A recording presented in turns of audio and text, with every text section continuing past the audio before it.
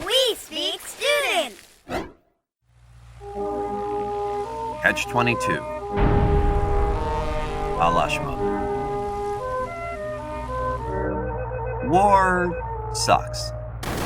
But unfortunately, sometimes it's necessary. Necessary? Are you kidding me? More often, however, war just blows for pretty much everyone concerned. Some of the most famous books of the 20th century dealt with this topic, including Joseph Heller's satiric Catch-22. Captain John Yossarian and the other airmen of the 256th Squadron are stationed on a Mediterranean island during World War II. But instead of spending their time on the beach, Yossarian and friends are busy trying to stay sane and survive the war just so they can get home. So yeah, not a lot of positives here. But is Catch-22 really as cynical as it seems? Heller's characters certainly don't have a lot of control over their lives, and they often come to a sad end due to circumstances beyond their control. Nately, for example, dies during a pointless mission when his plane crashes into another American plane.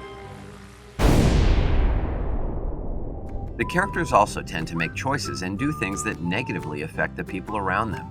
Colonel Cathcart is so determined to become a general that he keeps raising the number of missions his men have to fly, meaning that they can get really close to doing enough work to get them home, but they never quite make it. You suck! But maybe what Heller's trying to say is that even when things are at their worst, there's hope to be found in humor. What do you mean you sold our parachutes?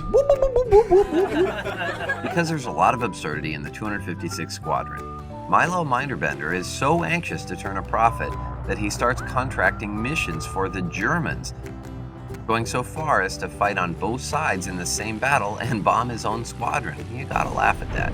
Yeah, ha ha. But is Heller's novel completely cynical in its take on war? Or does he think it's bearable as long as you send in the clowns?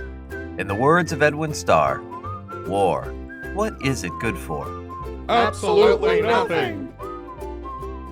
Shmoop amongst yourselves. Whoop, whoop, whoop, whoop, whoop, whoop.